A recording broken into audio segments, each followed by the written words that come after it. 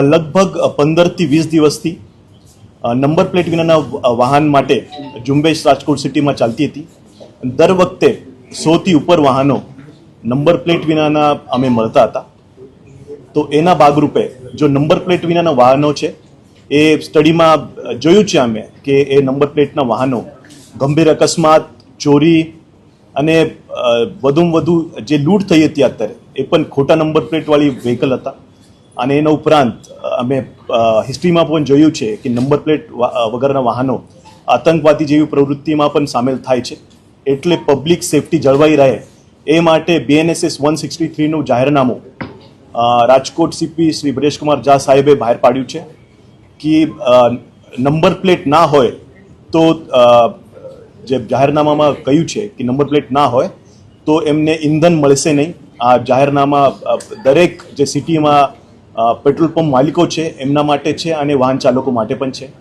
અને એ વાહન ચાલકો અથવા પેટ્રોલ પંપના માલિકો એ જાહેરનામાનો ભંગ કરે તો એના વિરુદ્ધ કાયદાકીય કાર્યવાહી કરવામાં આવશે એવું જાહેરનામું CP સાહેબ રાજકોટ સિટી એમને બહાર પાડ્યું છે.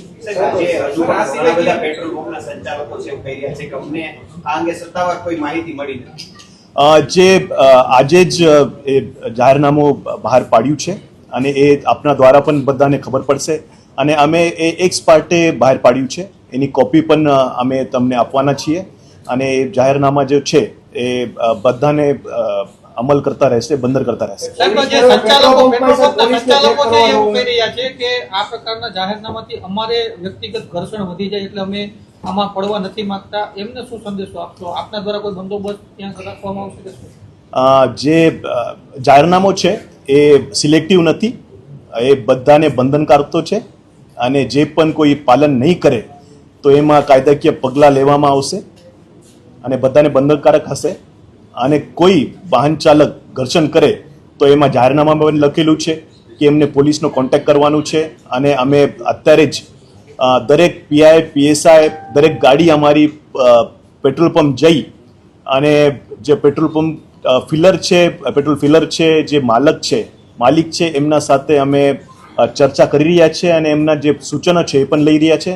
અમે કાલે જ પેટ્રોલ પંપ એસોસિએશન એમના સાથે મિટિંગ કરી હતી અને એમને સલાહ સૂચનથી જ એ જાહેરનામું બહાર પાડ્યું છે. ટ્રાફિક પોલીસ હવે પેટ્રોલ પંપ ઉપર, કારણ કે કર્મચારીઓ પાસે એવો ટાઈમ પણ ન હોય કે નંબર પ્લેટ આગળ પાછળ ચેક કરે. અને આપણે ટ્રાફિક પોલીસ ખરેખર એટલી નબળી છે કે આ પ્રકારના જાહેરનામાની જરૂર પડી. જાહેરનામા એટલા માટે છે કે પબ્લિક સેફટી જળવાઈ રહે. એ ટ્રાફિક જે છે એ કેવળ ટ્રાફિકનો ઇસ્યુ નથી, એ જાહેર સલામતીનો ઇસ્યુ છે. અને જાહેર સલામતી જળવાઈ રહે એ માટે જાહેરનામા કરેલો છે. અને નંબર પ્લેટ વાહન જે ઘર્ષણ કોઈ કરે તો લગભગ અમારે બધી ગાડીઓ પેટ્રોલિંગમાં છે. તો જ્યારે પેટ્રોલ પંપ ઓનર અથવા ફિલર પોલીસને કોન્ટેક્ટ કરશે તો વિધિન 4 to 5 મિનિટ્સ અમારી ગાડી ત્યાં પેટ્રોલ પંપ પર જતી રહેશે. કેવી રીતના કરાવશે સાહેબ? કારણ કે પેટ્રોલ પંપ એટલા છે ને વાહન ચાલકો પણ એટલા છે.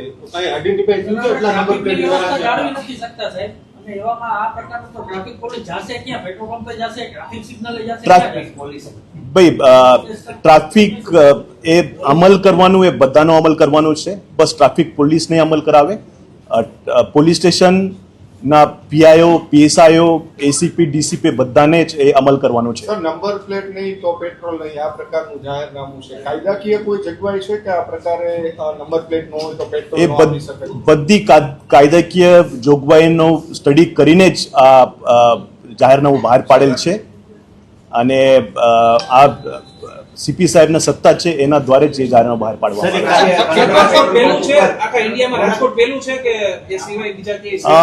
ઇન્ડિયાને તો ખબર નથી, પણ ગુજરાતમાં તો મને લાગે છે રાજકોટ પહેલું છે. આજે ઘણા બધા પેટ્રોલ પંપ ઉપર છે તે હજુ પણ નંબર પ્લેટ વગરના વાહનોને પેટ્રોલ પૂરી આપતા હોય એવું આજે અમારા દિલ્હી ભાસ્કરના રિયાલિટી ચેકમાં જોવા અત્યારે આજે એ જાહેરનામું બહાર પાડશે, સવારે પાડ્યું છે.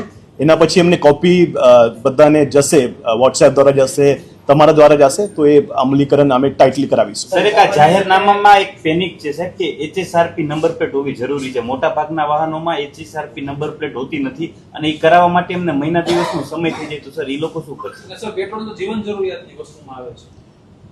નંબર પ્લેટ લગાવવો જરૂરી છે અને HRSP જો નંબર પ્લેટ છે એ અત્યારે નથી, એ ઘણા બધા વર્ષોથી એ ચાલે છે અને એ બધાને જે નિયમ છે તો પાળવું જ પડશે.